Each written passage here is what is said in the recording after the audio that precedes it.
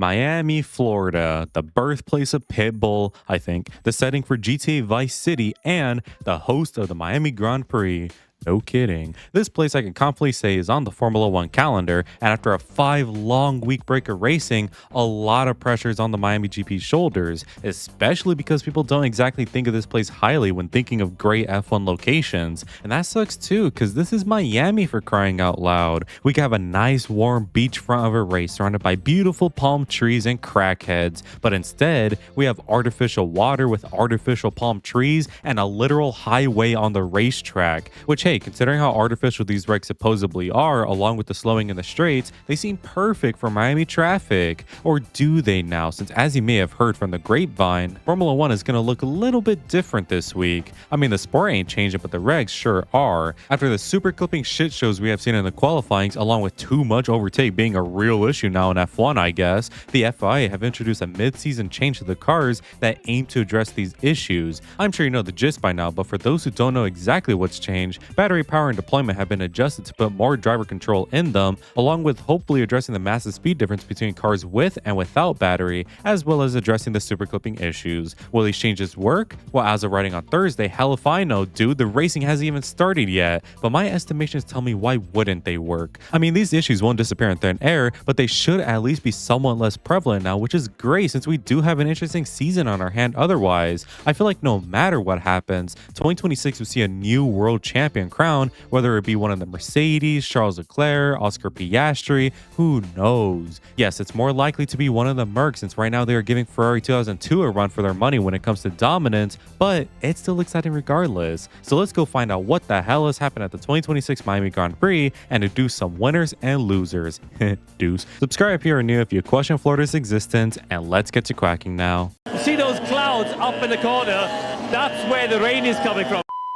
Thursday is the first day of the weekend, which I know is wrong, but who cares? And already on Thursday, we got some lovely bullshit to deal with. A 5 week midseason break that isn't in August is basically unheard of in modern Formula One, so it's fair to say we are all impatient to see F1 again, but that may not be happening. Florida law dictates, dick, that if there are spooky thunderstorms, all outdoor events must be canceled, and thunderstorms are projected to happen on Sunday of all days. Now, knowing Formula One, the rain will hit everywhere but the track, but that don't matter. If there is some lightning, all events, regardless if it's near them, must be moved indoors, and something tells me we cannot race inside the Walmart near the track. This would obviously suck ass, but luckily, the FIA have said there is a plan to work around this, so I guess we have to trust the government. Anyways, in other news, teams are getting ready for their mandatory Miami LARP weekend, and some of these special liveries are, let's say, pernicious. Cadillac in their home race are running this car, which does look quite nice in my eyes, but they're Americans, of course they're going to run something decent. Mercedes, on the other hand, look like they're starring in a medical commercial, while Racing Bulls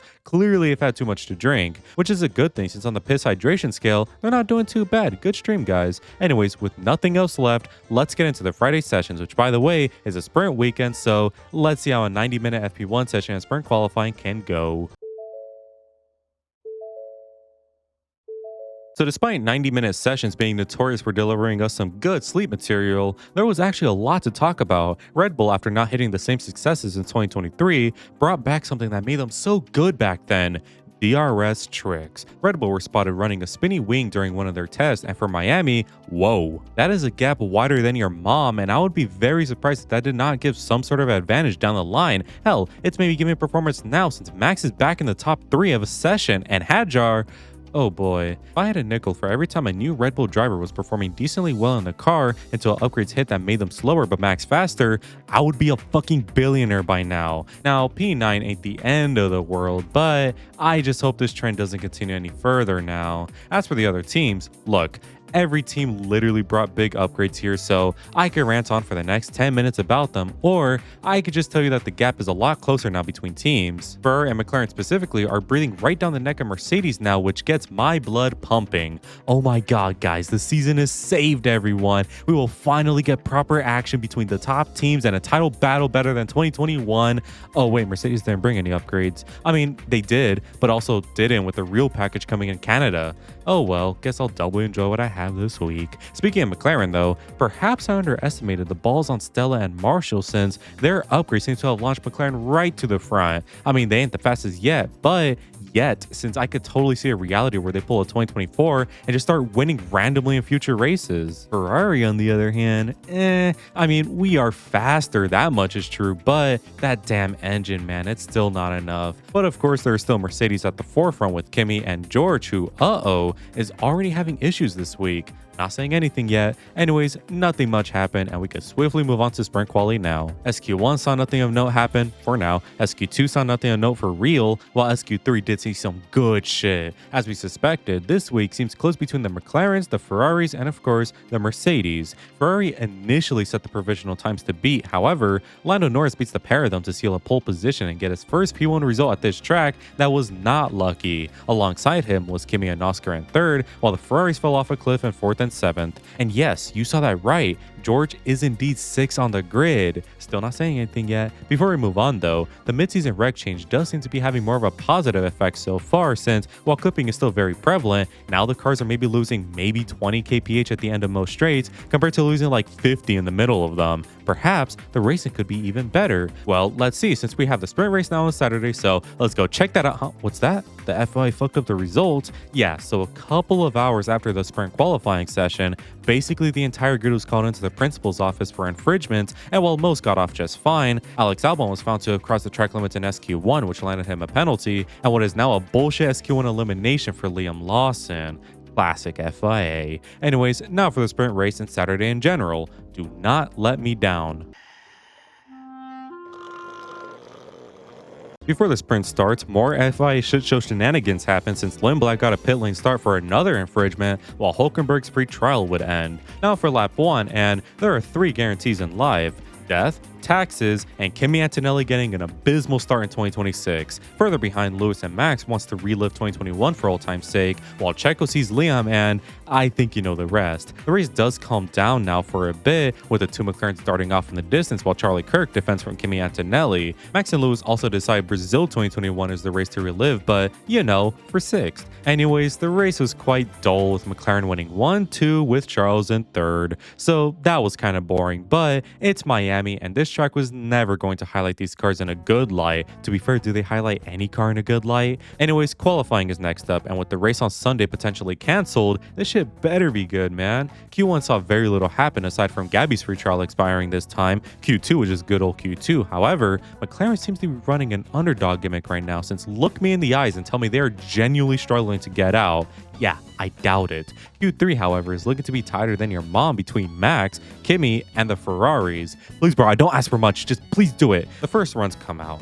Norris goes fastest, Leclerc goes fastest, Kimi goes fastest, Max is right there. God, this is so great. This is the first time in 2026 I could say qualifying has been worth watching, so I bet these final runs are even better. No one improved. I mean, Max went to second, but it's Max, so of course he finds pace in his taint.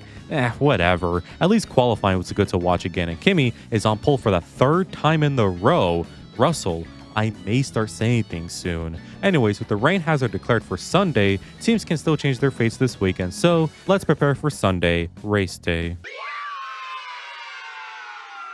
Rain has not gone away and came again a different day, which has prompted the FIA to start the race 3 hours earlier than scheduled, which totally did not ruin the schedules of me or anyone else. Nope. So lap 1 begins, and remember, 3 guarantees in life, but my oh my, what a start otherwise, since Leclerc blitzes past everyone at the start, while Max, mad he dropped places, tried taking out as many as he could, but didn't. Obviously, I'm joking. Max was on the dusty cold line, but still, wow. Leclerc, Antonelli, and Norris are now scrapping for the lead while Max recovers, but let's take a pause, man. Thank you, Isak and Pierre. Liam Lawson DNFs into Gasly, while Isak starts to do second Red Bull driver things. You know how the story goes by now, I hope. Safety car is in, and the race does not calm down one bit, since you have the top 3 fighting, Ferrari doing Ferrari things, Max sending some Hail Marys, the midfield on fire. Dude, this is way too much for me. The first pit stop starts to happen where Ferrari decides to rip the condom off on Charles, and now the race does semi-calm down. Only semi though. We get little teases of rain, but you know it never happens, so now we just enjoy the race. The main battle right now is between the cucks of last year's and this year's championship, which is great, while the pro tags of this year's and last year's championship is starting to heat up. However, the race does calm down for true now until the final laps, where Charlie Kirk and Charlie Kirk fight for third, where Charlie Kirk wins out and the other one crashes out and loses 3 plays. Whatever, man. Kimi Antonelli brilliantly wins his 3rd race ever in a row, and I am just speechless, man. I told you this would happen. Lando Norris is in 2nd while Pastry gets 3rd. Kimi and Lando were 2021 maxing while everyone else behind were in hell. Fair to say, I am a very happy duck if we avoid the joke of a red team, and now we count the days to Canada. Anyways, now for the winners and losers. And as always, losers first. And we got, guess who? Aston Martin, who go 7 for 7. I mean, at this point, what is there left to say? They are 2 packs of ass. They are so slow it hurts. And they have Lance Stroll. I mean, you know shit is bad at Aston when Alonso is the sunshine and rainbows at the team. Like, what is there to do, guys? Even more so because apparently they brought upgrades, and I'm just sorry. It is 2026 now. Why the fuck are the upgrades still downgrades, man? Retire the fucking team. It's done. I do want to mention, though, that it is absolutely hilarious how in sprint qualifying, Aston genuinely set a lap slower than F2. Like, come on, man. It's just not funny anymore. Next is Arvid Lindblad, who again had a pretty disappointing weekend. All week long, he was behind Liam, and it kind of wasn't close. Now, I always said people were being too ambitious with Arvid since he is still very inexperienced. Obviously, when he cooks some good shit, but he cannot do it all the time yet. This week was just an example of that since it didn't matter what section you looked at, Arvid was just kind of nowhere. But hey, man, at least he wasn't last. And truthfully, I don't want to make it sound like this weekend was worse than what it actually was. He didn't crash, he didn't spin, he didn't do anything stupid. He was just a bit too slow in P14 this week. Whether that's skill issue or an issue with the lack of upgrades, I don't know, probably the latter. But the final takeaway from this weekend to me is how Lindblad better have a decent Canada since I fear stagnation could start to creep up on him. Next is Audi. I don't truthfully think Audi had such a terrible weekend this week. I just think it was disappointing. Audi brought minimal upgrades here, so it was expected on one hand that they would be kind of nowhere, but on the other, it does make me worried. Look, let's face it, guys. The longer Binotto stays at CP, the worse for everyone. This isn't even me being harsh since the man straight up himself said that he doesn't like the job. Binotto is a great engineering guy, but he cannot handle team politics for the life of him, and he needs to go ASAP. What also hasn't helped Audi this week is the fact that their cars kept on blowing up this week, which prevented both drivers from performing at the same time. And I'ma say it, if nothing changes for Canada, and especially by Monaco or Barcelona, sound the alarm since I fear we have a team in crisis, which doubly sucks too because think back to how good they started with Wheatley. Would this exact scenario happen under him too? Maybe, but the difference is I have no doubt Jonathan would have got the team out of this pickle. But Binotto though, that's where my concern lies. Finally, let's burn some bridges. I have Mercedes. Now, before anyone wants to strip me down and jerk me off till I die, listen. Kimi Antonelli was great this week. 3 back-to-back poles, your first 3 poles at that. 3 back-to-back victories, your first 3 victories at that. Good fucking shit, brother. Yes, those starts could use some work since, whoo, man. But a great weekend for Kimi overall. Mwah. Everyone else, though, get back to the fucking corner. Let's begin with George since what's going on, brother? What pisses me off about this is how last year, I was not surprised whatsoever to see Lando crumbling the way he did in the first half. He showed signs of pressure even back in the days of 2020 and 21, so it was nothing new for me. George, however, brother, I thought we overcame this in 2024. Hell, 2025 was such a great year for the quote-unquote British driver. Everyone and their mothers expected George to be easily the main contender for this year, yet an Italian teenager is low-key outdoing him. Kimi, mind you, I would even say he's in a state to win the title right now, pressure-wise, so how the hell is this happening, George? I wish I had some defense for him or rebuttal, but no, I am just shocked, and I hope for his sake that this form turns around since it is low-key unacceptable. More so than Lando last year, in my opinion. And who the fuck do you think you're laughing at, Toto? Mercedes were not the fastest team this week, and if they were, it was not by much. My issue comes from how rounds 1, 2, and 3 featured Merc in just another league. Then here in Miami, suddenly, the that lead has dissipated. What happened, man? Now, it is mainly because they only brought minor things here with the real package coming in Canada, but you cannot take a dip this bad, especially if the Canada upgrades are underwhelming. So this is less of Merc being losers, but more of Mercedes, you better pick up that advantage again, and George kind of fucked up, and they could both only hope Canada is better. Now for a new segment to these videos, since teams were pretty weird this week, I have the mid segment. Not bad, not good, just mid. This may be a one-off segment for Miami since I had trouble classifying these teams as losers or winners, so you better enjoy this monotone Doug for the next 45 minutes. I begin with Haas since I have no clue how to feel about them this week. They definitely stood out to me because they have looked slightly worse than usual, but at the same time, they weren't that bad. I mean, yeah, no points were scored, but they weren't back markers. Despite that though, they should have absolutely been higher, especially going off of the first 3 weekends we have had so far. And to be honest, I think their issues are more engine related than anything since all Ferrari powered cars this week just sucked ass. Not hard ass, just ass. I don't know. If Haas performs like P12 demons again for Canada, I may have to downgrade them to loser, so the ball is fully in their court now. Plus, this was a home weekend for them, so maybe a mid-tier is getting off lightly for the Toyota team. Next is Ferrari though, who, man, oh man, ADUO better be like the holy grail or something, because I don't know how much longer I could take this nonsense. Red Bull dominates, Ferrari is second. Mercedes dominate, Ferrari is second. Red Bull dominate again, Ferrari is second. McLaren dominate, Ferrari is second. Mercedes dominate again, Ferrari is second. Genuinely end my life like right now, dude. And some of you may be thinking I'm being harsh since it's not like Charles or Lewis did bad. Maybe Lewis, but let's hold on that. Plus, the car did see some upgrades that certainly did make it faster, but they are mid right now because our biggest weakness is right there for everyone's viewing. Our engine is so terrible. I mean, it's not the slowest, but slow enough that is literally the only chain holding us back from winning. Again, ADO better be like crack in the 80s since I am so close from going outside and just staring at people. Luckily, Canada has been a kind circuit to Ferrari in the past, so I am expecting big things at least. And finally, I have Isak Hadjar. Meet P9, man. Isak is on very thin ice right now. He can start to fall in the trap most Red Bull second drivers fall into. Season starts with the second Red Bull driver impressing hard. Red Bull brings upgrades that launches Max forwards while the second driver starts to stagnate, if not decrease a little bit.